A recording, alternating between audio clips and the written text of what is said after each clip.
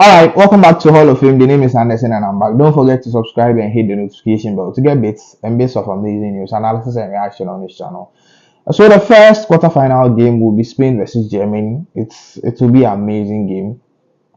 It can also be one of the best games in the tournament as well. So we are up for a spectacle.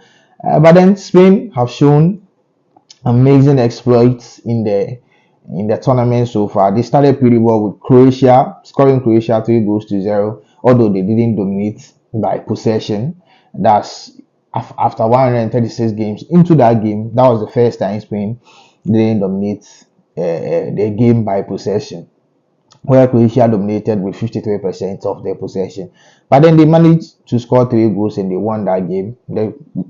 In the other game too, they also won by 1 goal to 0 against Italy and won their final game against Albania as well. So it was a good games for them.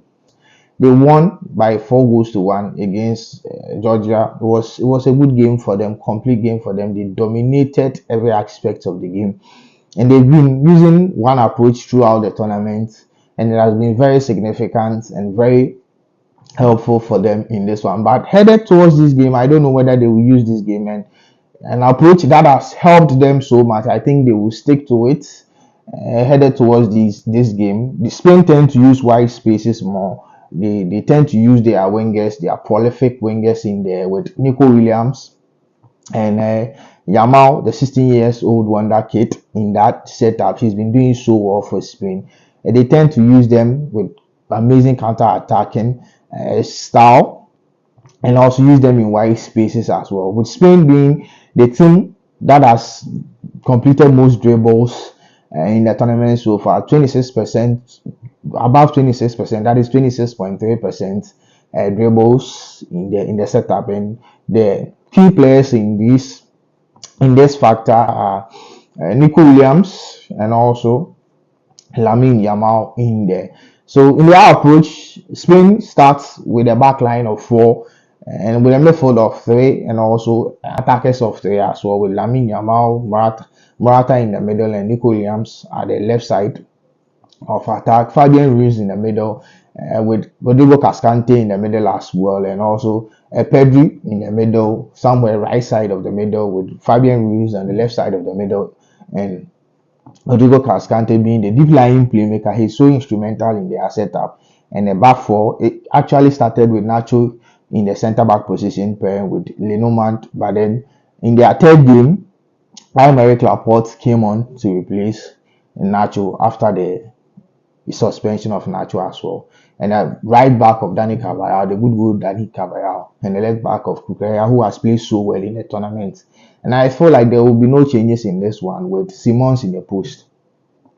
But then, as I said, Spain tend to press really well, and they tend to attack in wide spaces, creating freedom for their wing backs to also join attack as well. Because the more they apply pressure, the more they play the high line and create more chances in front of goal and exploit wide spaces and also convert their chances to score.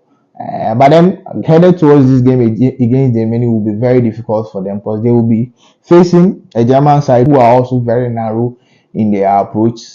Germany have been very narrow, using 3 number 10s in here, 3 attacking midfielders with Florian Wirtz, Jamal Musiala, and Ilkay Gundogan. Although 2 of them play as wingers, but then they've played narrowly together with Ilkay Gundogan. Remember Gundogan praising Toni Kroos that when you have Toni Kroos in the mix, it is easier for you to get passes from the deep. And he's also playing so well from the deep, connecting passes from the deep to the attackers. As I said, Germany have tended to play more narrowly in this tournament than ever, but they changed their system a bit in the round of 16.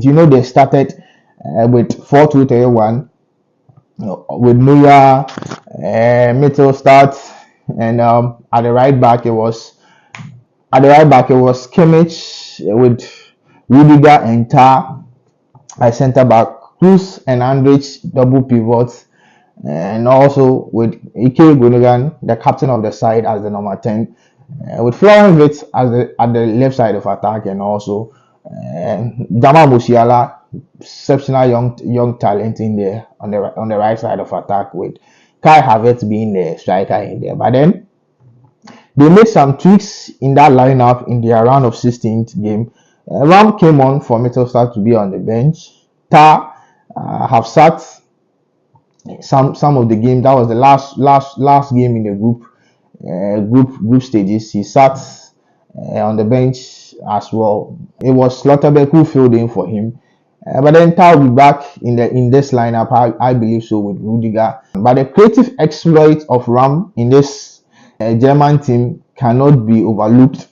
When he was brought on later in the game, in their group stages game against Switzerland, and also in his first start in the round 16th, also helped beat Denmark. Denmark tried a different approach. They tried 5 back to stop the narrow attack of Germany, the firepower of Germany, but then it didn't work because Nagelsmann was smart to bring in Ram to bring some creative spark, surging for dark crosses from him.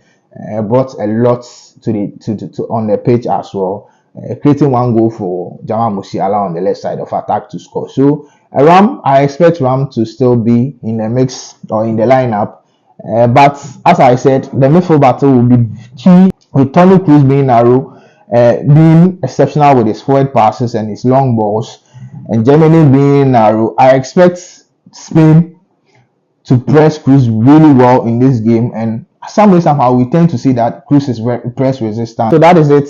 I expect Germany to capitalize on the narrow approach in this game as well, because Spain tend to move forward with their laterals, and Ram on the left side of the defense also has shown to be creative when he spots the runs and amazing switches of Jamal Musiala in there. So with Carvajal moving forward into attack, we've not been paying more attention to Carvajal, but then Carvajal has been very dangerous in attack as well. In this round of games, he moves forward a lot of times, as well as Cucurella. So if Spain are going to stick to that approach, I think they can be hurt, since Kroos is very spot on with his long balls, and also Ram being creative with his crosses, and Jamal Musiala running into spaces.